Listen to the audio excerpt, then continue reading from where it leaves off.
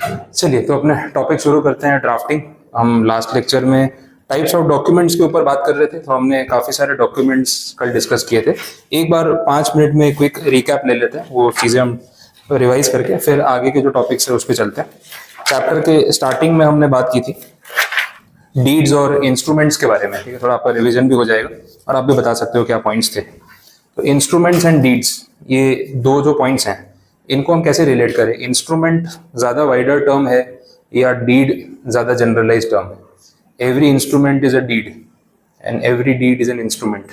कौन सा statement correct है और कौन सा फॉल्स है, कुछ याद है? Every deed is an instrument and vice versa is not true. तो हमने बात की थी कि भाई इंस्ट्रूमेंट जो है वो ज़्यादा जनरलाइज वर्ड है, तो आप उसको इस तरीके से ट्रीट कर सकते हो कि भाई इंस्ट्रूमेंट में सारे टाइप के डॉक्यूमेंट आ गए, इसका एक स्पेसिफिक टाइप हो गया, दैट इज डीड। तो भाई हर डीड इंस्ट्रूमेंट तो होता ही है, लेकिन हर इंस्ट्रूमेंट डीड होगा ये नेसेसरी नहीं। तो इस पॉइंट पे हमने बात की थी, तो इससे स्टोरी स्टार्ट हुई थी। तो ये सब पॉइंट्स आपने देखे, आगे बढ़ रहे। फिर हमने कुछ पुराने टॉपिक्स जो आपने पढ़े वो भी देखे, जैसे अग्रीमेंट्स पे बात हो रही थी, ऑफर, एक्सेप्टेंस, प्रपोजल, फिर consideration that is agreement, agreement plus enforceability that is contract. तो ये सब डॉक्यूमेंट्स पे बात की।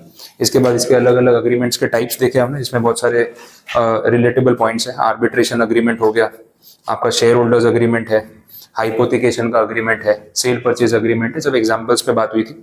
फिर हमने कॉन्ट्रैक्ट के बारे में बात की, वो साथ में ही कन्वे हो गया था। एक डिफरेंस बिटवीन देखा जो मैंने आपको बोला भी कि इंपॉर्टेंट है, deed versus agreement versus contract, तीनों में फर्क क्या है।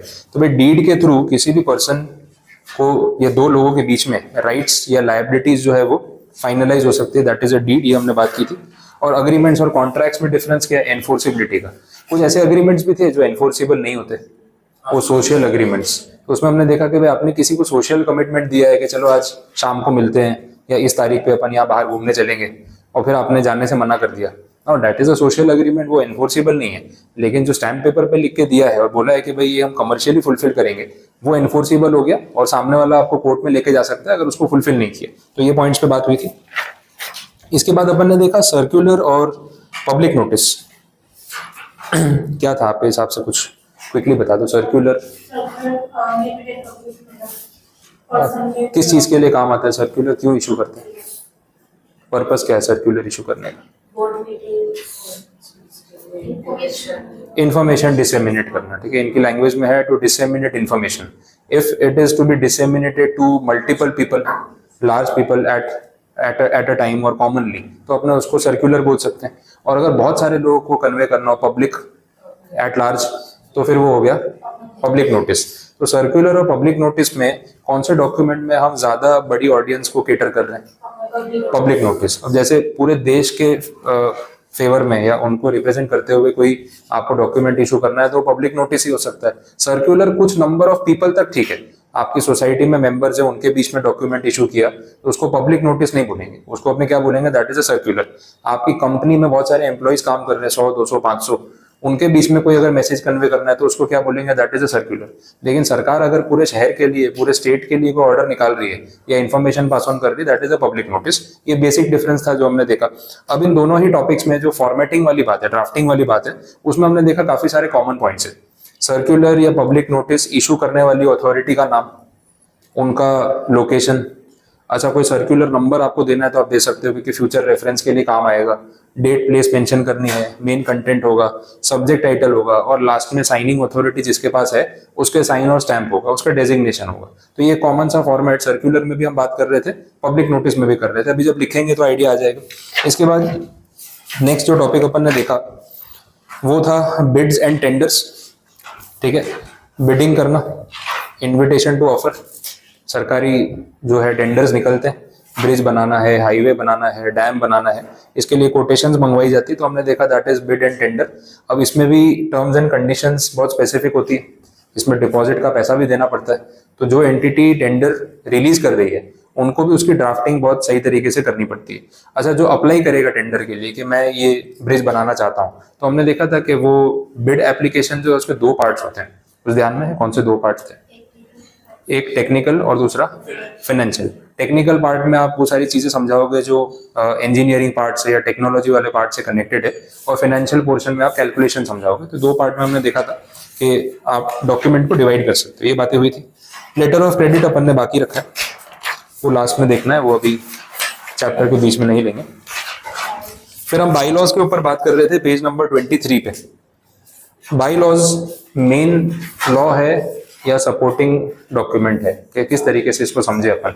It is additional regulation, supporting law, या कोई ना कोई एक मेन एक्ट या रेगुलेशन होगा जिसके सबऑर्डिनेट में ये डॉक्यूमेंट बनता है। बाई लॉज का सबसे बेस्ट एग्जांपल जो मैंने आपको दिया वो articles of association of a company, जो आप पहले से पढ़ते आ रहे हो कि भाई आर्टिकल्स क्या होते हैं। अब इसमें मेन एक्ट तो आपका कंपनीज एक्ट है, उसके बाद एक डॉक्यूमेंट है मेमोरेंडम जो कंपनी का कॉन्स्टिट्यूशन माना जाता है, और उसके बाद आता है bylaws. Bylaws generally बनाए क्यों जाते हैं, ऑब्जेक्टिव क्या है और क्या कंटेंट इसके अंदर कवर होता है। What are exactly bylaws, क्या कंटेंट कवर होता है इसमें। Rule regulations, day to day operations, day to day management procedure, ये सब चीजें कैसे मैनेज होंगी।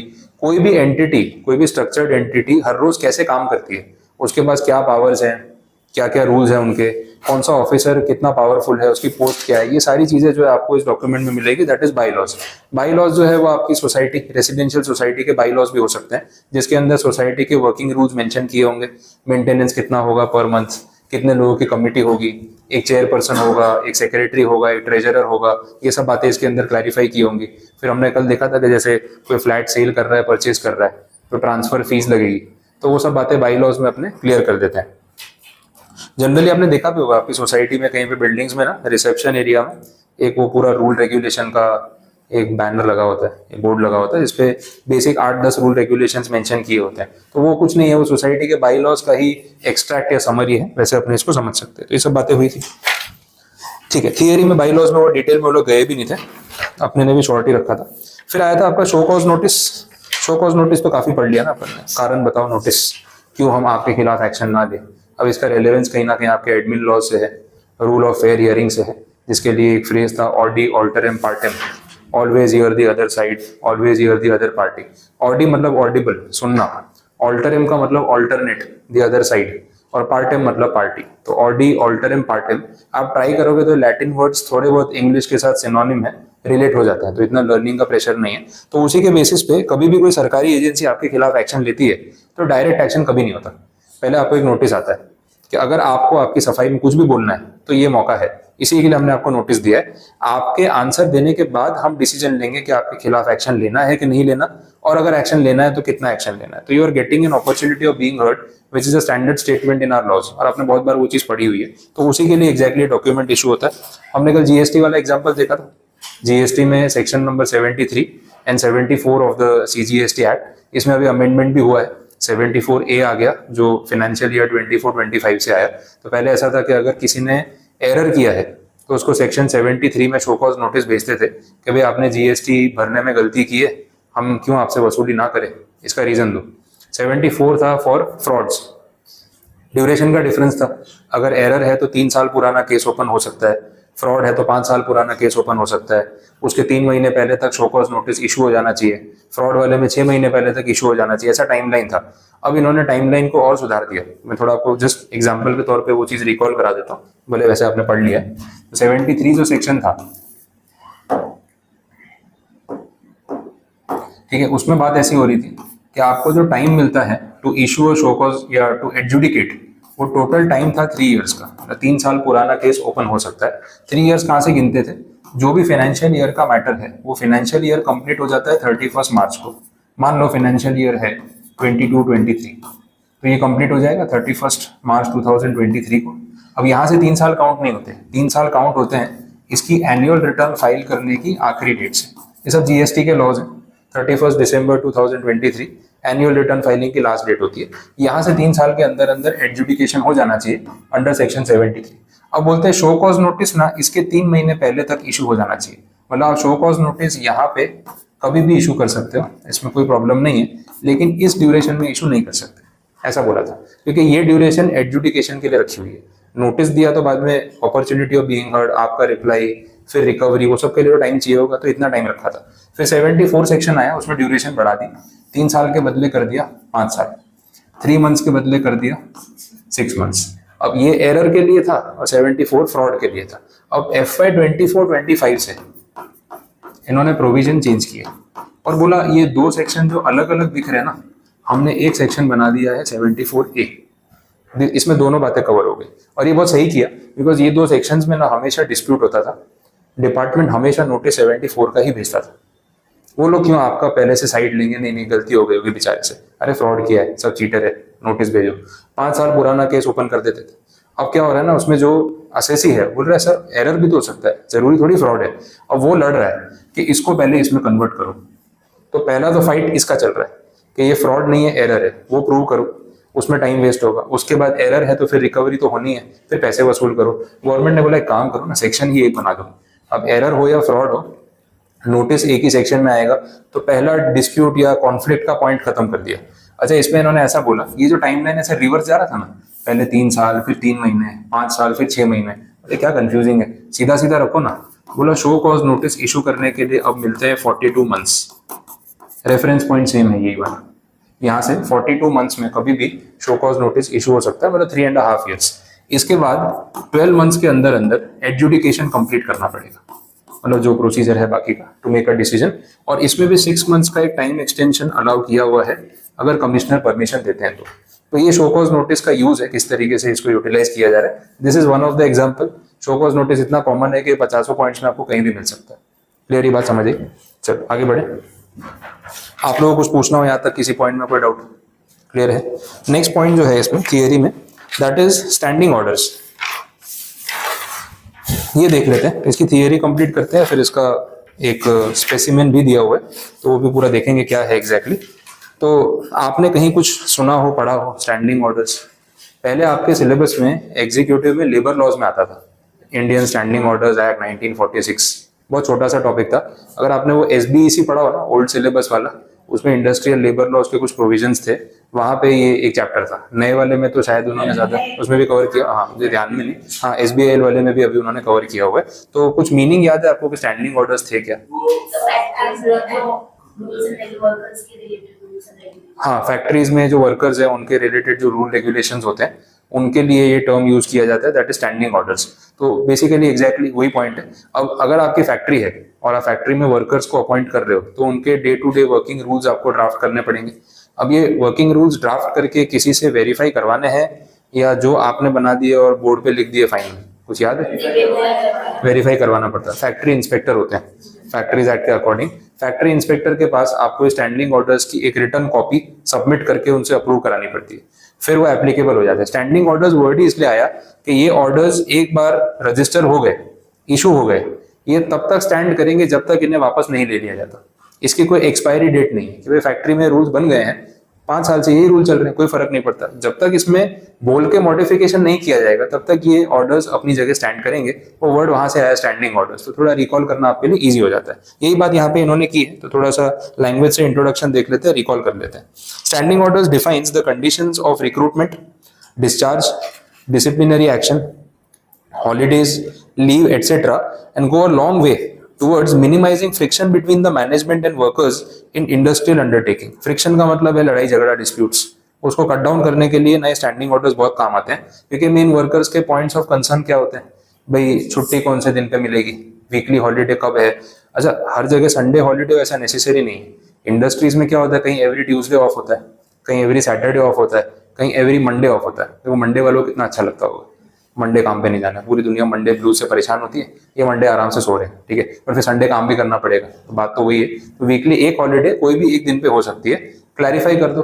दूसरा इशू क्या होता है, वर्किंग आवर्स, कितने बजे आना है, कितने बजे छुट्टी मिलेगी, कितने आवर्स की शिफ्ट है, डे शिफ्ट कितने बजे होती है, नाइट शिफ्ट कितने बजे होती है।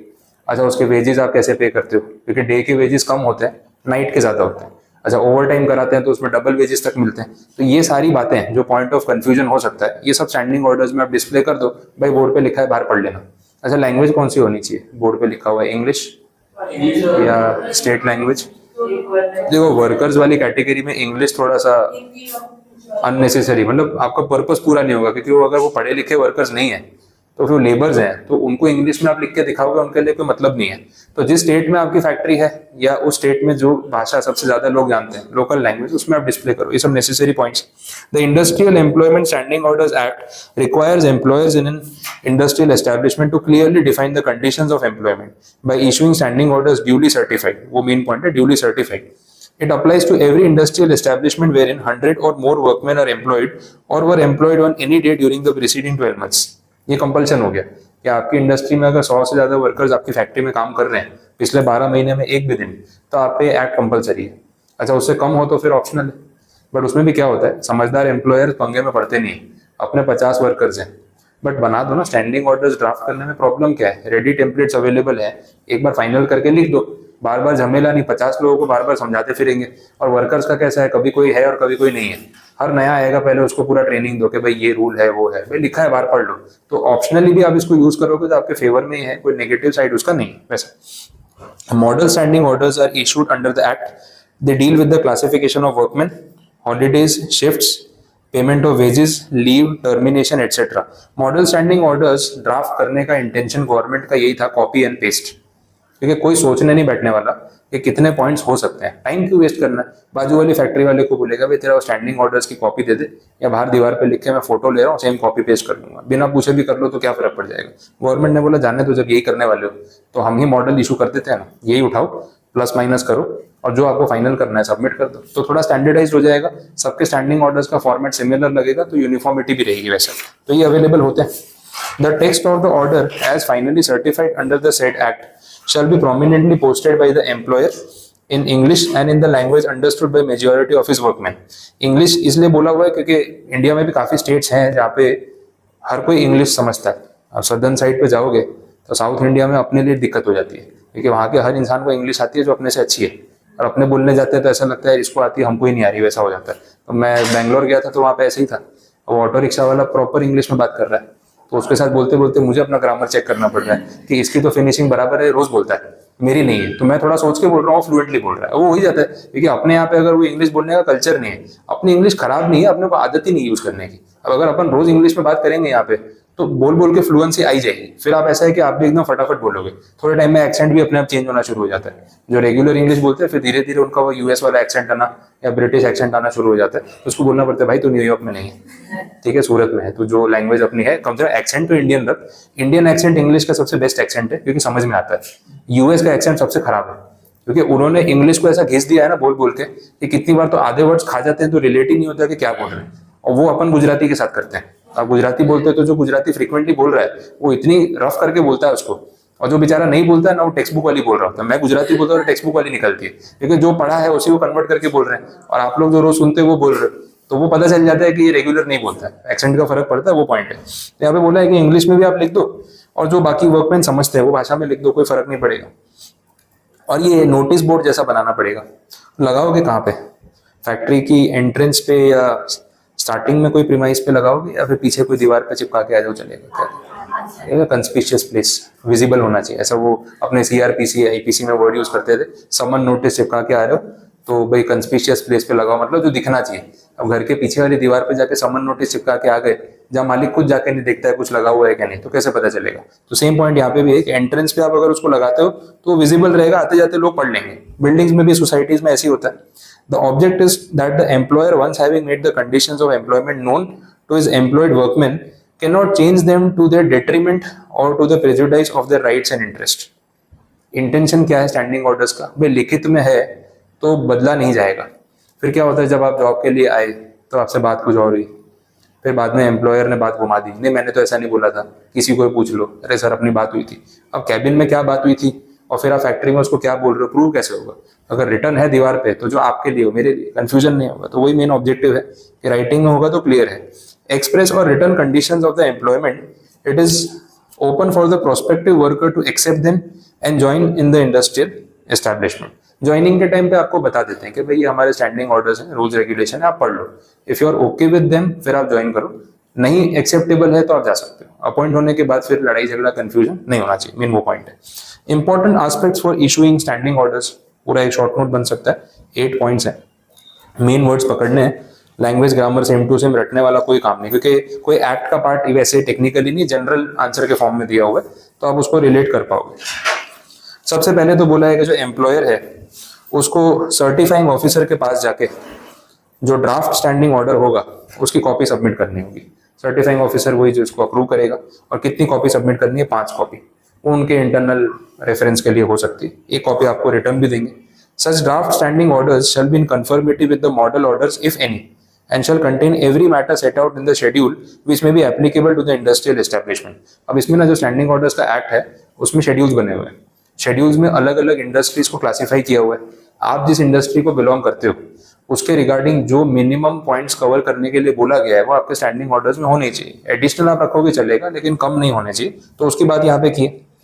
The draft standing order shall be accompanied by a statement containing prescribed particulars of the workmen employed in the establishment, including the name of the trade union, if any, to which they belong। तो आपको draft के साथ साथ आपके यहाँ जो workers काम कर रहे हैं उनकी डिटेल्स देनी पड़ेंगी।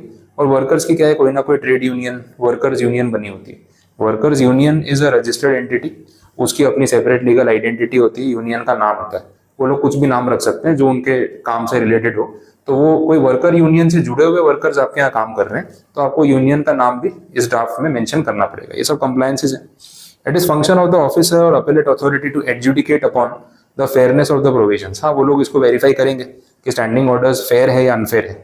On receipt of the draft the certifying officer shall forward a copy to the trade union of the workman. देखो ये अच्छा पॉइंट है, ये किस तरीके से सबका ओपिनियन लिया जाता है बिफोर फाइनलाइजिंग देम। तो सर्टिफाइंग ऑफिसर आपसे ये ड्राफ्ट कॉपी एक्सेप्ट करने के बाद इसकी एक कॉपी जो है वो ट्रेड यूनियन वालों को भेज देता है, जिस यूनियन का रेफरेंस आपने दिया कि हमारे एरिया में जो वर्कर्स काम करते हैं वो इस यूनियन से जुड़े हुए हैं। तो जो 5 कॉपी आपसे मंगवाई थी वो इसलिए मंगवाई थी कि एक कॉपी इनको भी जाएगी, मतलब कम से कम जेरोक्स का खर्चा तो खुद से कर लेते, वो भी अपने से करा रहे हैं कि 5 कॉपी देके जाना। तो एक कॉपी जो है वहाँ पे फॉरवर्ड होगी। और अगर कोई ट्रेड यूनियन नहीं है तो फिर उन वर्कमैन को फॉरवर्ड होगी जो आपके प्रेमाइस में काम कर रहे हैं, या उनका कोई लीडर हो या कोई ग्रुप हो तो उनको फॉरवर्ड किया जाएगा और उनको बोला जाएगा कि अगर आपको इन रूल्स से कोई ऑब्जेक्शन है तो आप रिवर्ट कर सकते हो। तो आपकी बात सुनी जाएगी, नहीं ऑब्जेक्शन है तो फिर हम इसको अप्रूव करते हैं, ऑब्जेक्शन है तो उसके ऊपर बात करके उसको सॉर्ट आउट करते हैं। तो इसलिए उनको बताया जा रहा है, तो उनका कंसेंट लिया जा रहा है, मेन वो पॉइंट है। अब ये ऑब्जेक्शंस अगर हैं तो सबमिट कितने दिन में करना है वो नोट करके रखना है, 15 डेज। जिस दिन आपको नोटिस मिला एज अ ट्रेड यूनियन, अगर कोई ऑब्जेक्शन है तो 15 दिन में आप रिप्लाई कर दो, आपके ऑब्जेक्शंस को कंसिडर किया जाएगा। और अगर कोई रिप्लाई नहीं आता है या आपको ऑब्जेक्शन नहीं है तो फिर जो ड्राफ्ट ऑर्डर सबमिट हुआ था उसको सर्टिफाई करने का प्रोसेस शुरू हो जाएगा और फिर वही फाइनल हो जाएगा, ये हो सकता है। लास्ट में बोला है a copy of the certified standing order will be sent by him to both the employer and the employees association within 7 days of certification. ये आगे का प्रोसेस है। पहले आपने कॉपी सबमिट की सर्टिफाइंग ऑफिसर को, सर वो draft standing orders, बोले ठीक है 5 कॉपी जमा करवा दो। उसमें से एक कॉपी जाएगी ट्रेड यूनियन को, वर्कर्स यूनियन को। वर्कर यूनियन को बोलेंगे 15 दिन का टाइम दे रहे हैं, 15 दिन में रिप्लाई कर देना अगर कुछ ऑब्जेक्शन है तो। रिप्लाई नहीं आया या ऑब्जेक्शन नहीं है तो हम आगे बढ़ जाएंगे। 15 दिन का टाइम चला गया, जो भी होना था वो हो गया। अब सर्टिफिकेशन करना है तो नेक्स्ट 7 days के अंदर अंदर ये स्टैंडिंग ऑर्डर्स को सर्टिफाई कर दिया जाएगा और दोनों पार्टीज को इसकी एक एक कॉपी भेज देंगे। एम्प्लॉयर को जिसने अप्लाई किया था उसको भेज देंगे और जो यूनियन इससे रिलेटेड है उनको भी एक कॉपी भेज देंगे कि भाई दिस इज फाइनलाइज्ड, अब ये एप्लीकेबल है। तो ये टर्म्स एंड कंडीशंस फॉलो होता है। तो ये पूरा प्रोसीजरल पार्ट है। तो 5th पॉइंट को आप उस तरीके से ध्यान रखना कि ये पूरा प्रोसीजर है। Certifying officer files a copy of all the standing orders as certified by him in a registered maintained for the purpose in the prescribed form. He shall furnish a copy of the same to any person applying therefor or payment of the prescribed fees। ठीक है, basic बात हो गई। Certifying officer जो है वो standing orders की जो कॉपी है वो अपने रजिस्टर में मेंटेन करके रखेगा और अगर किसी को ये कॉपी कभी चाहिए तो आप सर्टिफाइंग ऑफिसर को एक बेसिक फीस पे करके ये कॉपी इशू करवा सकते हो। ये वैसे ही है जैसे अपने आरओसी से ये एमओए और एओए की कॉपी इशू कराते हैं किसी भी कंपनी की, सेम फॉर्मेट यहाँ पे भी वैसे। 7th पॉइंट में standing orders comes into operation on the expiry of 30 days from the date on which the authenticated copies are sent to the employer and workers representative, or where an appeal has been preferred, they will become effective only on the expiry of 7 days from the date on which copies of the order or the appellate authority are sent to employers and workers representatives। तो बोला ये standing orders effectively apply कब से होंगे, उसके लिए भी time limit है। उसके लिए ड्यूरेशन कितनी दे रखी है, 30 days। 30 days कब से, जिस दिन इनकी ऑथेंटिकेटेड कॉपीज जो है वो एम्प्लॉयर्स को और वर्कर्स रिप्रेजेंटेटिव्स को भेजी गई थी। दूसरा ऑप्शन है और where an appeal has been preferred they will become effective on the expiry of 7 days from the date on which the copies of the order of the appellate authority are sent to employers and workers representative. दो conditions हैं यहाँ पे. Normal scenario में जिस दिन आप सबको copy भेजी, ये 5th पॉइंट ही कंटिन्यू हो रहा है कि 7 दिन में दोनों पार्टीज को कॉपीज मिल जाएंगी. तो जिस दिन आपको कॉपी मिली वहां से 30 दिन के बाद ये इफेक्टिवली अप्लाई होने स्टार्ट होंगे. This is one condition. दूसरा, अगर इनको लेके बाद में किसी ने कोई अपील की तो हो सकता है मैटर अपीलेट अथॉरिटी के बाद में गया, तो अपील सॉर्ट आउट होने के बाद 7 दिन तक ये एग्जीक्यूट नहीं होंगे या इंप्लीमेंट नहीं होंगे, 8वें दिन से इंप्लीमेंट होंगे. तो आपको 7th वाले पॉइंट में 2 कंडीशंस या 2 इंस्टेंसेस बताए हुए हैं. आप उसकी लैंग्वेज वापस पढ़ लो, उसको टिक कर लो. ये 2 कंडीशंस हैं. हाँ, अपील के ऑर्डर्स आने, अपील का मैटर फाइनलाइज होने के बाद. From the date on which copies of the order of the appellate tribunal are sent to employer and workers representative. मतलब उनके ऑर्डर की कॉपी आ गई, उसके बाद 7 दिन के बाद ये एप्लीकेबल हो जाएगा. 30 डेज वाले में ना अपील नहीं हुई है. 30 डेज वाले में नॉर्मल प्रोसीजर फॉलो हुआ है. मैं फैक्ट्री का ओनर हूँ, मैंने सर्टिफाइंग ऑफिसर को अप्लाई किया, ड्राफ्ट सबमिट किया, उसने 15 दिन का टाइम देके सबसे ओपिनियन मंगाया. सबका ओपिनियन आने के बाद उसने 7 दिन के अंदर मुझे सर्टिफिकेट दे दिया. वो वहां से ये 30 डेज स्टार्ट होते हैं कि अब 30 दिन तक एक हॉल्टिंग पीरियड रहेगा. 30 डेज के बाद से इफेक्टिवली अप्लाई हो जाएंगे जिस दिन आपको कॉपी मिल गई. अब अगर इन बिटवीन कहीं कोई अपीलेट अथॉरिटी के पास मैटर चला जाता है तो जब तक अपील चल रही है तब तक तो ये इंप्लीमेंट हो नहीं पाएंगे. अपील सॉर्ट हो गई है, डिस्क्लोज हो, मतलब डिस्प्यूट खत्म हो गया है, उसका ऑर्डर आ चुका है. अब वो ऑर्डर की कॉपी आपको अपीलेट अथॉरिटी के वहां से भेजी जाएगी. जिस दिन आपको कॉपी मिली उसके 7 दिन के बाद ये इंप्लीमेंट हो जाएंगे. तो ऐसे 2 इंस्टेंसेस. नहीं, ऐसा नहीं, ऐसा नहीं बोला. अपील के लिए यहाँ पे कोई टाइम लिमिट उस पॉइंट को लेके दिया हुआ है ही नहीं. अच्छा, 30 दिन वो वैसे बोल रहे हो? नहीं, वो ऊपर फिर वो 15 डेज वाला पॉइंट होगा. ऊपर 5th पॉइंट में जो 15 डेज बोला है ऑब्जेक्शन के लिए, तो वही टाइम रहेगा. ये 30 डेज जो है ये अपील करने के लिए नहीं था, ये एक कूलिंग ऑफ पीरियड था. टाइमलाइन में बता देता हूँ, देख लो. देखो, एक डेट पे आपने अप्लाई किया. अप्लाई करने के बाद सर्टिफाइंग ऑफिसर क्या करेंगे, सारे जो ट्रेड यूनियन या उनको कॉपीज फॉरवर्ड कर देंगे. जिस दिन कॉपी उन्होंने फॉरवर्ड कर दी, copy forwarded to trade union, ठीक है, वहां से कितना टाइम दिया था? 15 डेज. ठीक है, वहां से उनको 15 दिन का टाइम मिलेगा अपील करने के लिए. तो अब यहाँ से 2 रास्ते हैं, या तो वो ऑब्जेक्शन रेज करेंगे या तो वो कोई ऑब्जेक्शन रेज नहीं करेंगे. मान लो उन्होंने कोई ऑब्जेक्शन रेज नहीं किया, 15 दिन खत्म हो गए, तो यहाँ से अगले 7 दिन के अंदर अंदर आपको सर्टिफाइड कॉपीज मिल जाएगी कि भाई ये लो, स्टैंडिंग ऑर्डर आपके अप्रूव हो गए. अब जैसे ये सर्टिफाइड कॉपी आपको मिली, इमीडिएटली स्टैंडिंग ऑर्डर्स इंप्लीमेंट नहीं होंगे. यहाँ से उन्होंने बोला है कि 30 डेज का वेट किया जाएगा. एक बीच में ऑप्शन रखा हुआ है, 30 डेज का वेट किया जाएगा, और ये 30 डेज के बाद आपके ये जो ऑर्डर्स हैं ये एग्जीक्यूट हो जाएंगे. अब जो अपील करने वाली बात है या रिप्रेजेंटेशन देने वाली बात है, वो यहाँ पे भी हो सकती है. 15 डेज के अंदर अंदर अगर कोई ऑब्जेक्शन आया तो फिर उसका क्या होगा? तो जब तक वो ऑब्जेक्शन सॉर्ट नहीं होगा तब तक के लिए तो कोई स्टैंडिंग ऑर्डर्स एग्जीक्यूट हो ही नहीं पाएंगे. और उनका ऑब्जेक्शन सॉर्ट होने के बाद क्या होगा? फिर से वापस से आपको वेट करना पड़ेगा. कितना? 7 डेज का, जितने में वो एग्जीक्यूट हो जाएंगे वैसे. तो ऑब्जेक्शन आना और ऑब्जेक्शन ना आना, 2 पॉसिबिलिटीज है. ऑब्जेक्शन यहाँ पे आया तो ऑब्जेक्शन सॉर्ट होने के बाद जब आपको ऑर्डर की कॉपी मिलेगी उसके बाद 7 दिन तक वेट करना पड़ेगा. और अगर कोई ऑब्जेक्शन नहीं आया तो 7 दिन में सर्टिफिकेट आएगा, उसके बाद भी 30 डेज तक वेट करना पड़ेगा. ये फॉर्मेलिटी है, या वैसे समझो, this is only a formality. इसके हाँ, कितनी बार होता है बाद में भी ऑब्जेक्शन आते हैं, उसे फॉर्मेलिटी के लिए 30 डेज बोला उस सेंस में. बोलो, अब क्लियर पॉइंट समझ आ गया? तो ये 2 इंस्टेंसेस थे.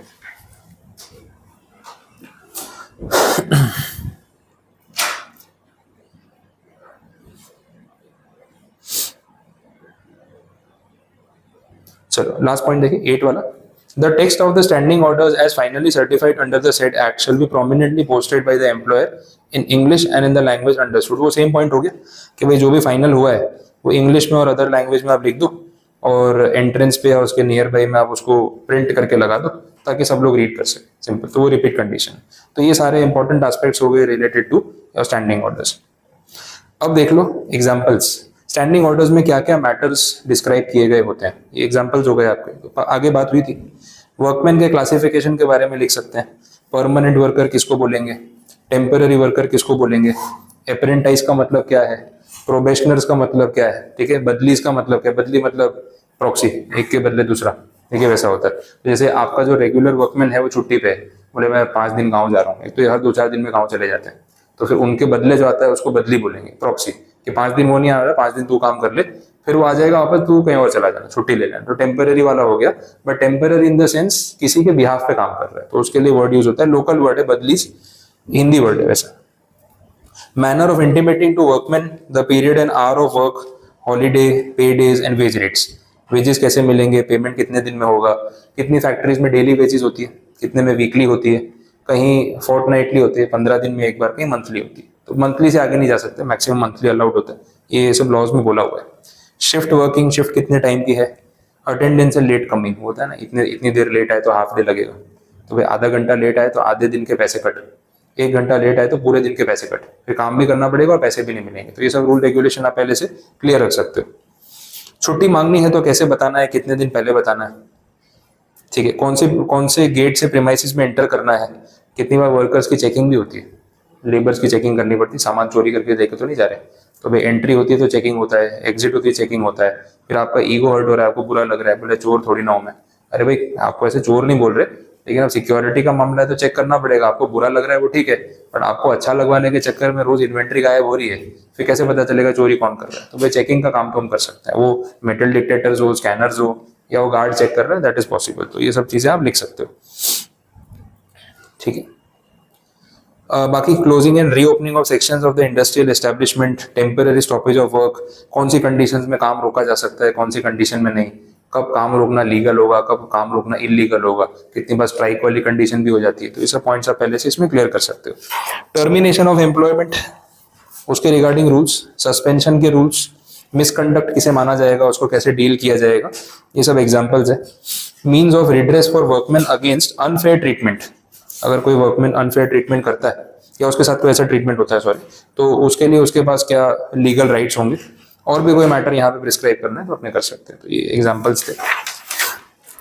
बोलो कुछ कंफ्यूजन? ऑब्जेक्शन के क्लियर होने के 7 दिन बाद स्टार्ट कर सकते हैं ना ऑपरेशन ऑब्जेक्शन आगे। हाँ उसमें तो कुछ फिर आगे और बोला नहीं, वो 7 डेज बोला ये स्पेसिफिक, 7 दिन क्लियर बाद। होने के ऑब्जेक्शन सॉर्ट आउट हो गए, अपीलेट अथॉरिटी ने ऑर्डर इशू कर दिया, जो भी फाइनल ऑर्डर है उसकी कॉपी आपको मिल गई, कॉपी मिली वहां से 7 दिन, सेकेंड वाले पॉइंट में स्पेसिफिक बात लिखी, 7 days after the copy has been issued by the appellate authority after their decision, तो पहले अपील हुई होगी, अपील का डिसीजन आया होगा, डिसीजन की कॉपी आपको डिलीवर हुई होगी, उसके बाद 7 दिन वैसे।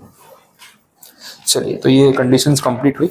अब इसका भी एक मॉडल आपको दे रखा है, मॉडल स्टैंडिंग ऑर्डर, ठीक है, ये फिर राइटिंग वाले पार्ट में अपने कवर करेंगे, और जैसे बड़े ड्राफ्ट है उसमें फिर अपन सिलेक्टेड पॉइंट्स या लिमिटेड कंटेंट लिखेंगे, क्योंकि फिर लेंथ का भी ध्यान रखना है वैसा है। लास्ट जो थियरी वाला पार्ट है वो ले लो पेज 34 पे, दैट इज बॉन्ड्स, ठीक है। अब बॉन्ड के बारे में, ये कौन सा वाला बॉन्ड है, वो जेल वाला बेल बॉन्ड है या डिवेंचर वाला बॉन्ड है? अच्छा नहीं, सारे कवर किए इन्होंने, जुडिशियल बॉन्ड्स भी है, तो हर टाइप के बॉन्ड की बात यहाँ पे हो रही है, ठीक है। हाँ वो नेक्स्ट पेज पे बेल बॉन्ड का एग्जांपल है, ठीक है, मैं आपको सारे ही बता देता हूँ, अपने जनरल डिस्कशन करके फिर थियरी देख लेते हैं। नॉर्मली जो बॉन्ड्स के बारे में अपन पढ़ते हैं, ये वर्ड जहाँ पे भी आया, तो एक डेट इंस्ट्रूमेंट जो होता है उस टर्म्स में, उस कंटेक्स्ट में अपन बॉन्ड्स के बारे में पढ़ते हैं, डिबेंचर एंड बॉन्ड्स, तो ये अपन ने कंपनी लॉ में पढ़ा हुआ है। मेन बात वही है कि it is a debt instrument, आप पैसा उधार ले रहे हो लोगों से और आप उनको एक सर्टिफिकेट दे रहे हो कि हम एक्नॉलेज करते हैं कि भाई this is debt on us and we are paying you interest for the following years, and then आपका पैसा आपको रीपे हो जाएगा, तो इसको या तो डिबेंचर बोल लो या बॉन्ड्स बोल लो। अब दोनों टर्म्स में डिफरेंस क्यों है और क्या है वो समझना है। टेक्निकली दोनों चीजें सेम है, डिबेंचर और बॉन्ड के ऑपरेशन में, उसके काम करने के तरीके में 1% भी फर्क नहीं है, लेकिन वर्ड में डिफरेंस क्यों है। बॉन्ड थोड़ा सा ज्यादा सिक्योर फील करवाता है, और इनिशियली ऐसा था कि गवर्नमेंट अथॉरिटीज जब पैसा रेज करती थी तो दे यूज द टर्म बॉन्ड्स, और जब प्राइवेट सेक्टर एंटिटी यूज करती थी तो वो लोग बोलते हैं डिबेंचर। बट ऐसा लॉ में कहीं नहीं लिखा है कि private sector entity bond word use नहीं कर सकती। अब रिलायंस इंडस्ट्रीज भी बॉन्ड इशू करती है और गवर्नमेंट ऑफ इंडिया भी बॉन्ड इशू करती है, तो कोई ऐसा डिनाइल नहीं है, आप वर्ड यूज कर सकते हो, मोर और less one and the same thing. लेकिन पहले सरकार बॉन्ड वर्ड यूज करती थी, अब प्राइवेट ने भी शुरू कर दिया, तो ये दोनों जगह इक्वली चलता है वैसा।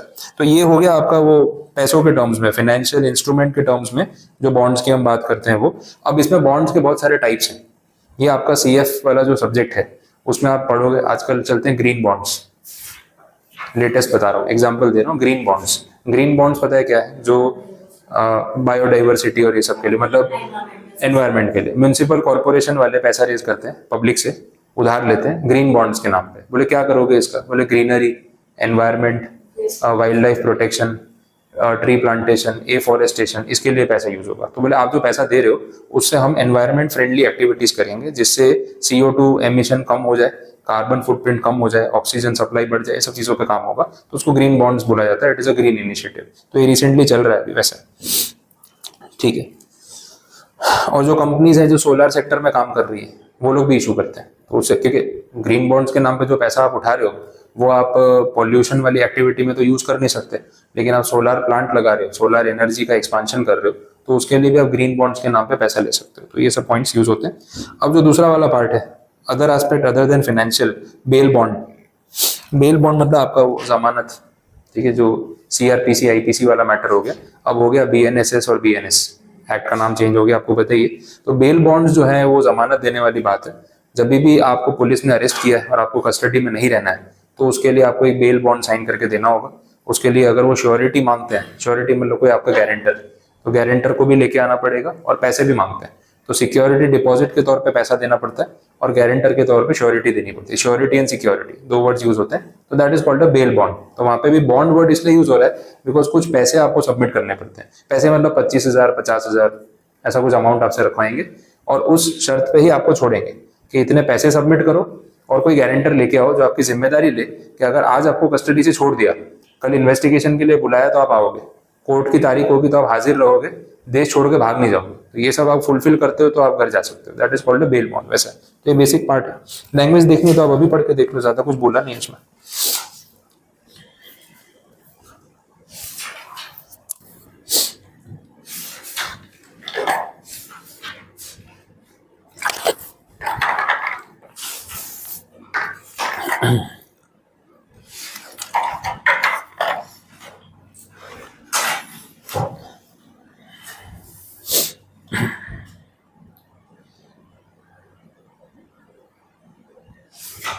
बोलो, क्लियर है? हाँ, बॉन्ड्स बहुत सारे अलग अलग नाम से यूज होते हैं।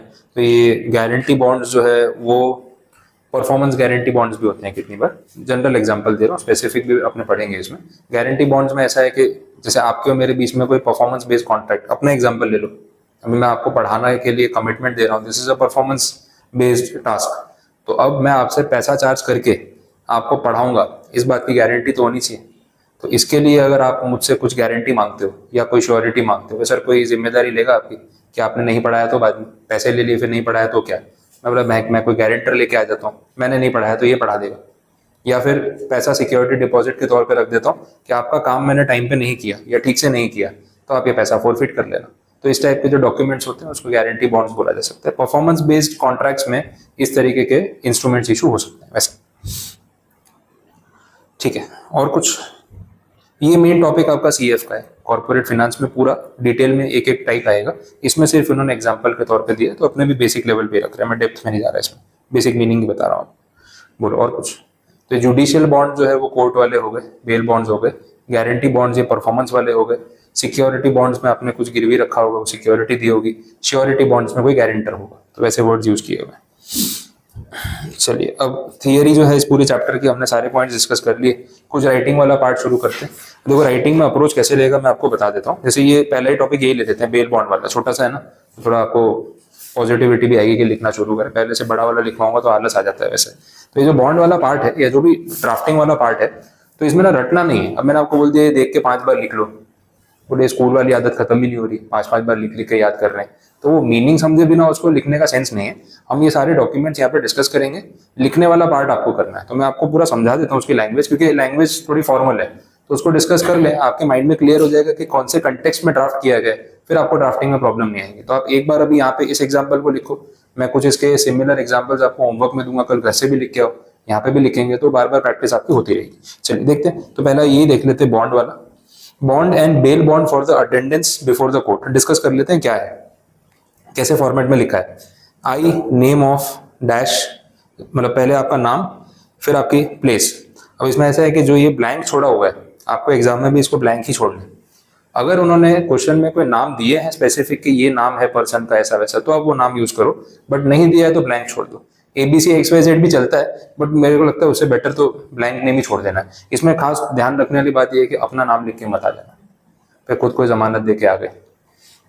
प्रॉब्लम यह है कि आप तो फाइनल में आए तो एग्जीक्यूटिव में कहीं ना कहीं बात आई होगी कि आप अपनी आइडेंटिटी पेपर में रिवील नहीं कर सकते, तो अपना खुद का नाम, अपना ईमेल आईडी, मोबाइल नंबर कुछ भी लिख के आ गए तो वो हिंट देने वाली बात हो जाएगी कि चेकर को बता रहे हो अपनी आइडेंटिटी, और वो CS के रेगुलेशंस के हिसाब से इलीगल है। शो कॉज नोटिस आएगा फिर आपको कि भाई आपका रिजल्ट हम कैंसिल क्यों ना करें, ये बताओ। बोले सर ये तो पेपर में पूछना चाहिए था, आप डायरेक्ट लाइव एग्जाम्पल ही भेज दिया हमारे। बोले तुम भी तो अपना नाम लिख के आए, तो फिर हमने भेज दिया तुमको, तो फिर आपको अपोलॉजी मांगनी पड़ेगी। एक्सेप्ट हो जाती है, नहीं हुई तो पंगा हो जाएगा। तो बेटर है कि ब्लैंक रखो, सबसे सेफ ऑप्शन है।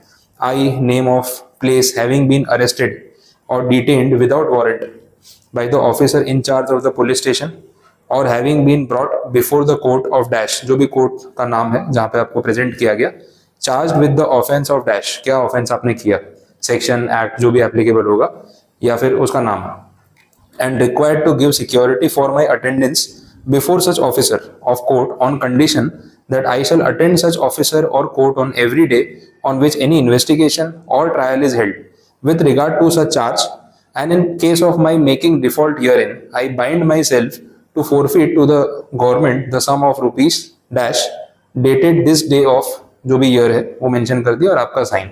अब देखो लिखते टाइम आपने जो लैंग्वेज यूज की है उसमें आप क्या बोलना चाह रहे हो। आप बेल बॉन्ड में आप एक तरीके की अंडरटेकिंग दे रहे हो, you are giving a promise. Simple भाषा में बात ये है कि भाई देखो ऐसा ऐसा हुआ है, ये मेरा नाम है, मैं इस प्लेस पे रहता हूँ, मुझे पुलिस ने इस रीजन से यहाँ पे अरेस्ट किया है और ये चार्ज मेरे ऊपर है। अब मैं आपको अश्योर करता हूँ कि अगर मुझे जमानत दी जाती है तो जिस दिन मुझे पुलिस या तो इन्वेस्टिगेशन के लिए बुलाएगी या फिर कोर्ट मुझे ट्रायल के लिए बुलाएगी, मैं हाजिर रहूंगा। और अगर मैं ये बात कहीं पे बाद में डिनाई करता हूँ, कॉन्ट्राडिक्ट करता हूँ, तो गवर्नमेंट के पास जो भी मेरा पैसा डिपॉजिट के तौर पे पड़ा है मैं खुद ही बोलता हूँ कि आप फॉरफिट कर लेना, सिंपल। तो भाई तारीख लिख दी, जिस तारीख पे मैंने बेल बॉन्ड बनाया, मेरा साइन, ये सिंपल आपका फॉर्मेट है। अब इस चीज को अपने को थोड़ा सा पॉलिश्ड लैंग्वेज के अंदर ड्राफ्ट करना है वैसा। अब मीनिंग आपको समझ आ गया कि क्या बोला है, उससे आप लैंग्वेज को रिलेट कर लिए। अब आप इसको लिखना स्टार्ट करो। अभी आप खुद ही भले देख के लिखो तो भी चलेगा, कोई इशू नहीं है, लेकिन एक बार आप लिखना शुरू करो, ठीक है, स्टार्ट करो। सर इसमें जो नेम आता है वो थर्ड पार्टी का है, तो जो श्योरिटी दे रहे हैं फिर वो अक्यूज का है? नहीं, ये तो अक्यूज का आएगा ना, जिसको जमानत चाहिए, ये उसका गारंटर नहीं है, ये तो खुद जमानत मांग रहा है। तुम खुद प्रॉमिस कर रहे हो कि भाई मुझे जेल से छोड़ दो, मैं पैसा जमा करवा रहा हूँ, मैं गारंटर भी लेके आया हूँ, और अगर कल को मैंने हाजिरी नहीं लगाई इन्वेस्टिगेशन के लिए, ट्रायल के लिए, तो आप मेरे पैसे फॉरफिट कर लेना। तो ये जिसको जमानत चाहिए वो लिख रहा है उसके कंटेक्स्ट में।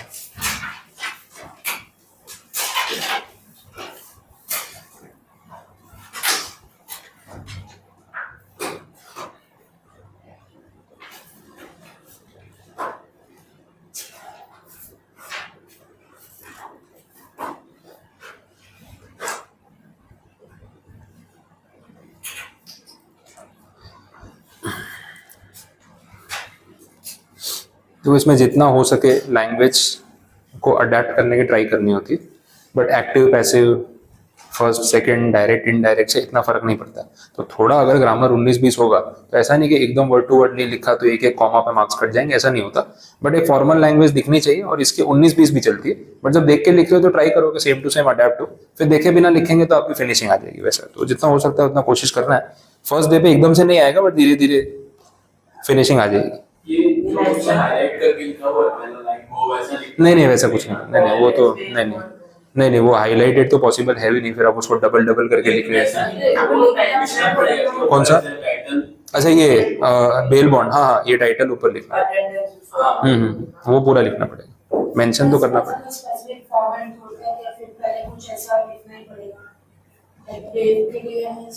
अब देखो ये हर डॉक्यूमेंट में लैंग्वेज अलग होगी। अब ये बेल बॉन्ड है तो ये प्रॉमिस है, अंडरटेकिंग है। जब ये सर्कुलर होगा तो लैंग्वेज में वेरिएशन आएगा, जब पब्लिक नोटिस होगा तब वेरिएशन आएगा, शो कॉज नोटिस होगा तब वेरिएशन आएगा। तो हर डॉक्यूमेंट की अपनी थीम है, तो आप जितने प्रैक्टिस करते जाओगे आपको फिर एक जनरल कंटेक्स्ट समझ में आ जाएगा। ये स्कूल में लेटर राइटिंग था वैसा ही है, आपको एक स्ट्रक्चर समझा दिया, फिर सब्जेक्ट दे दिया, तो आप पॉइंट्स अपने आप फ्रेम करके लिख सकते हो ना, कुछ वैसा ही है। 5-10 डॉक्यूमेंट्स लिखने के बाद आपको वो डिफरेंशिएशन अपने आप आ जाएगा। अब जब कोई शो कॉज नोटिस इशू कर रहा है तो थोड़ी अथॉरिटी दिखा के सवाल पूछ रहा है कि हमें ऐसा पता चला है, हमारे पास ये रिकॉर्ड्स है, रीजन टू बिलीव है, थोड़ी फॉर्मल लैंग्वेज, और इस एक्ट के सेक्शन के बेसिस पे हमें लगता है कि आप पे चार्जेस लगने चाहिए, आप बताओ आपके खिलाफ एक्शन क्यों ना ले। आप डरे हुए नहीं हो, you are pressurising other person. यहाँ पे ऐसा सर घर जाने दो, आप जब बुलाओगे तब आ जाऊंगा, रिक्वेस्ट कर रहा हूँ। तो यहाँ पे अंडरटेकिंग है, प्रॉमिस है, रिक्वेस्ट है, वो लैंग्वेज में अपने आप दिखना चाहिए, वैसा वो पॉइंट है। हाँ हाँ, जितना अननेसेसरी कुछ नहीं लिखना है। देखो इन्होंने भी एक पैराग्राफ में बात खत्म कर दी, एक्स्ट्रा एक्स्ट्रा नहीं लिखना है यहाँ पे। यहाँ पे ना लेंथ के मार्क्स नहीं है, एक्यूरेसी के मार्क्स है, वैसा है। इतना कंटेंट एग्जाम में 4 मार्क्स में आ गया तो सोचो लॉटरी है फिर, एक पैराग्राफ के 4 मार्क्स, बट जितना एक्यूरेट होगा उतना बेटर है।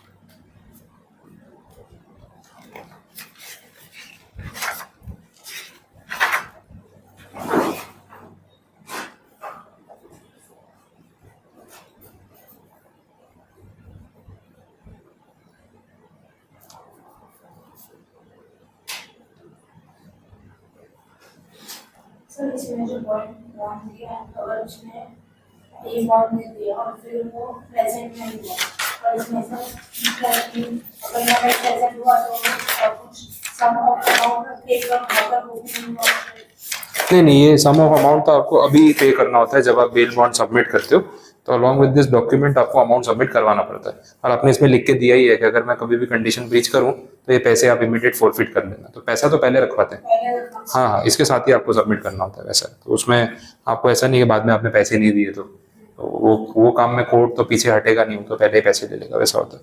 वो आपको जमानत मिलेगी तब जब पैसे सबमिट करवाओगे, डॉक्यूमेंट तो ठीक है, लेकिन जेल से छोड़ेंगे तब जब पैसे जमा करवाओगे, उसके बाद का कुछ नहीं, वो लोग ऐसा पेंडिंग नहीं रखते, ऐसा होगा। बोलो। अमाउंट फॉरफिट हो गया फिर भी प्रेजेंट नहीं हो, अमाउंट फॉरफिट होना तो एक पार्ट ऑफ द प्रोसेस हो गया कि आपने अगर ब्रीच किया तो पैसा तो फॉरफिट हो ही जाएगा, और फिर उसके बाद भी आप प्रेजेंट नहीं हुए तो आपके खिलाफ जो है वो अरेस्ट वारंट इशू होगा। अब क्योंकि ऑलरेडी आपको बेल दी है और आपने बेल के कंडीशंस को ब्रीच किया है, तो इस बार जो अरेस्ट वारंट इशू होगा अगर उसमें आप अरेस्ट हो गए तो फिर वो नॉन बेलेबल हो जाएगा मैटर की सीरियसनेस पे, नेक्स्ट टाइम बेल नहीं मिलेगी। तो कोर्ट का मतलब ऑर्डर जो है वो ना मानना और बेल की कंडीशंस को फुलफिल ना करना बहुत सीरियस मैटर माना जाता है, और केस जितना सीरियस हो उस हिसाब से और सीरियस एक्शन हो सकता है। बहुत छोटे मोटे मैटर हो, आप नहीं प्रेजेंट हो पाए, भागना छुपना अलग बात है, फॉर एनी अदर रीजन तो माफी भी मिल जाती है, ऐसा भी नहीं है।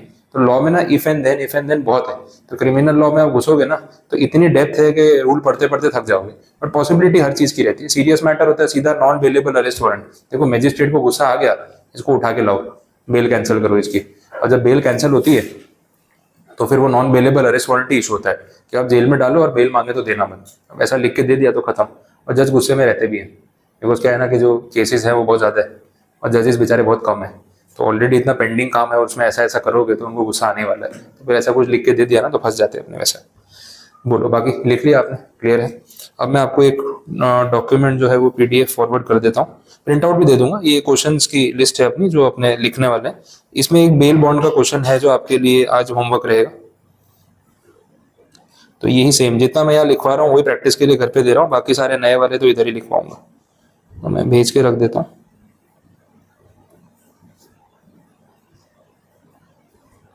आप डॉक्यूमेंट सेंटेंस भी फॉर्मेशन एकदम सेम टू सेम कर रहे हैं तो पॉसिबल कैसे हो सकता थोड़ा 19-20 होगा, मैं वही तो बोल रहा हूँ ग्रामेटिकल में है? कितना चलेगा? कितना, मतलब कैसे है कि फ्रेज कुछ आगे पीछे रखा, जो पॉइंट उन्होंने पहले कोट किया आपने बाद में कोट किया। यहाँ पे I bind myself to forfeit to government the sum of rupees, अब मैंने ऐसा लिखा हुआ है I bind myself to the authority to forfeit such sum। हाँ चलेगा चलेगा, इतना बड़ा मैटर नहीं, आपकी बात का मतलब सिमिलर है तो इट इज ओके। कोई भी person draft as it is book का कॉपी पेस्ट करके नहीं लिखता, और लिख भी नहीं सकता है, बट वो लैंग्वेज का कंटेक्स्ट अगर सिमिलर है तो कुछ वर्ड्स के जो सिनोनिम्स है वो तो यूज होने ही वाले हैं। आपने गवर्नमेंट लिखा, किसी ने अथॉरिटी लिखा, किसी ने कोर्ट लिखा, बात का मतलब सेम ही है ना। तो जब चेकर चेक कर रहा है ना तो वो भी बहुत प्रैक्टिकली उस चीज को देख रहा है, ही नो उसके बाद ड्राफ्टिंग में कोई बुक की लैंग्वेज 100% रट के नहीं आ सकता। इस बुक में इतने सारे ड्राफ्ट है कि कोई इंसान उसको सारा रट नहीं सकता, और रटने की जरूरत क्या है, आप अपनी लैंग्वेज की फिनिशिंग पे काम करो। इन फ्यूचर आपको जब ड्राफ्टिंग करनी होगी तो हर चीज रट के थोड़ी ना करोगे, आप सोच के करोगे। सेकेंडली दूसरा प्रैक्टिकल पॉइंट ये है कि ड्राफ्टिंग में आजकल सोचना नहीं पड़ता है।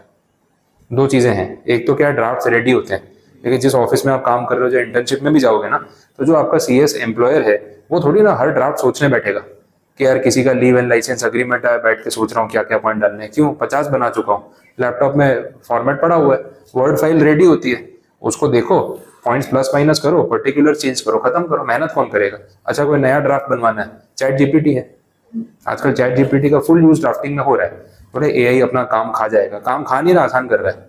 अब ड्राफ्टिंग में क्यों दिमाग लगाना है, उसको कंटेक्स्ट दे दो कि भाई इसका ड्राफ्ट बना के दे दे, ये कंडीशन कवर कर लेना, वो पूरी ड्राफ्टिंग करके दे देता है। तो ये मजदूरी जो आपको अभी लग रही है ना कि ये तो मजदूरी है, ये मजदूरी प्रैक्टिस में खत्म हो रही है, मजदूरी नहीं करनी। देखो लॉन्गर टर्म में ना प्रोफेशनल्स का काम रह जाने वाला है स्ट्रेटेजिक और कंसल्टेंसी का, लेबर वर्क धीरे धीरे खत्म हो रहा है, और सबसे ज्यादा इम्पैक्ट इसमें अपनी लाइन में नहीं हो रहा, चार्टर्ड अकाउंटेंट्स की लाइन में हो रहा है। क्योंकि सीए का काम ना थोड़ा लेबरियस है, वो अकाउंटिंग की एंट्री करो, फिर सब टैली करो, फिर ये करो, सब मैन्युअली कर रहा है वो, और पूरा दिन वही करता रहता है। एक की फाइल खत्म हुई फिर दूसरे की कर रहा है, दूसरी खत्म हुई तीसरे की, मतलब ये तो नेवर एंडिंग है। अब तो दिमाग लगाने के लिए सीए बनाए कि मजदूरी करने के लिए। अब ऐसा है कि एआई और सॉफ्टवेयर की वजह से ना सारी चीजें ऑटोमेट होती जा रही है, जहाँ पे आपको बीआरएस खुद से नहीं बनाना, टैली नहीं करना, एंट्रियां नहीं करनी, वो बैंक स्टेटमेंट की जो पीडीएफ होगी उसी में से वो एंट्री ले लेगा, पर्टिकुलर्स में अगर चीजें सही लिखी हुई तो ले लेगा। अब उस पर काम हो रहा है, तो धीरे धीरे ना ये मजदूरी वाला लेबर वर्क प्रोफेशनल्स के पार्ट ऑफ वर्क में से खत्म हो जाएगा। अब आपका काम कोर है अपना दिमाग चलाने का, क्योंकि जो स्ट्रेटेजिक कंसल्टेशन देना है, बिजनेस एडवाइस देनी है, लीगल एडवाइस देनी है, वो एआई नहीं कर रहा है, वो आपको करना है। तो वो रोल आपका रहेगा। ये सब धीरे धीरे मैनुअल से ऑटोमेट हो चुका है, प्रैक्टिस में तो हो ही चुका है, बट अपन अभी क्यों कर रहे हैं? बिकॉज बेसिक नॉलेज तो होना चाहिए। अगर एआई को सब कुछ आता है और आपको कुछ नहीं आता है तो फिर वो भी गड़बड़ है। आपको आना तो चाहिए, भले करना नहीं वो अलग बात है, लेकिन आना तो चाहिए ना। तो उस पॉइंट पे अपन यहाँ फोकस कर रहे हैं। वैसे सर अभी गवर्नमेंट अथॉरिटी को सिविलियंस हो गया, ये नहीं है in case of mind making default from my side is चलेगा, ये भी प्रॉब्लम नहीं। आप in case of my making default, उसके बदले आप थोड़ा हाँ in case of any default from my and चलेगा। फॉर्मल इंग्लिश है, करेक्ट मीनिंग है, it is okay. From my side, from my and चलेगा, उससे कोई प्रॉब्लम नहीं, उसमें मार्क्स कट नहीं होंगे। एक और बात रेफर करना था, हाँ। इसमें एक लाइन है and required to give security for my attendance before any such officer of court on condition that I shall attend such officer on court और एनी इन्वेस्टिगेशन और ट्रायल। इतना बड़ा लिखा है ना, तो उसका है and required to give such attendance before the officer of court on any investigation or trial whenever required। तो ये चलिए अगेन सिमिलर मीनिंग है, कोई प्रॉब्लम नहीं। हाँ मतलब सेम ही निकल रहा है, मीनिंग सेम ही निकल रहा है, थोड़ा वर्ड्स इधर उधर होने वाले हैं। ये सिर्फ रेफरेंस के लिए आपको एक फॉर्मेट दिया है। अब आप बार बार लिख लिख के जितनी फिनिशिंग ला सकोगे उतना बेटर है। कोई भी ड्राफ्ट कभी भी परफेक्ट नहीं होने वाला। आप 100 लिख लो, उसके बाद वो 101वां भी उससे बेटर हो ही सकता है, उससे बेटर भी हो सकता है। Every time you right you will improvise. तो वो इम्प्रोवाइज जितनी बार लिखोगे अपने आप होता जाएगा। एक पॉइंट पे आपका ऑप्टिमम आ जाएगा, बट वो भी बेस्ट नहीं होगा शायद, क्योंकि 100% लेवल अचीव होने ही नहीं वाला है। हमेशा वो 99 ही रहेगा, लेकिन 99 इज ओके। क्योंकि लैंग्वेज में ना फिक्स कंटेक्स्ट हो ही नहीं सकता कि ये बेस्ट है। इससे बेटर भी लैंग्वेज कोई हो सकती है जो आपके दिमाग में नहीं है। आप किसी की इंग्लिश आपसे अच्छी होगी या इस ड्राफ्ट्समैन से अच्छी होगी तो इससे बेटर भी लिख के दे देगा। तो ड्राफ्ट हमेशा बेटर होते जाते हैं, लेकिन बेस्ट नहीं होते, इसलिए उसका प्रेशर नहीं है। चलो अब मैं आपको जो डॉक्यूमेंट भेजा एक बार देख लो, क्योंकि अपना टाइम हो गया तो मैं और अभी लिखवा नहीं रहा हूँ आपको। कल से फिर क्या लिखना ही है, तो कल पूरा लेक्चर फिर उसी में जाएगा, डिस्कस करेंगे और लिखते जाएंगे। जो डॉक्यूमेंट मैंने आपको भेजा है उसमें ना इस पूरे चैप्टर के जितने भी ड्राफ्ट्स हैं उन सबके एग्जाम्पल्स हैं। एक्स्ट्रा एग्जाम्पल है जो बुक में नहीं है, एक्स्ट्रा बनाए हुए हैं।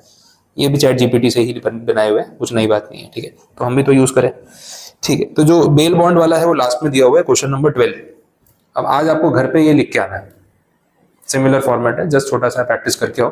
कल फिर आगे और डिस्कस करेंगे, तो यहाँ पे लिखेंगे और फिर ये जो होमवर्क वाले हैं वो आप घर पे ट्राई करके आना। तो मैं नोट्स का यहाँ पे लिखवा रहा हूँ और होमवर्क वाला आपको घर पे लिखना है, तो वो डेली राइटिंग प्रैक्टिस आपकी चलती रहेगी।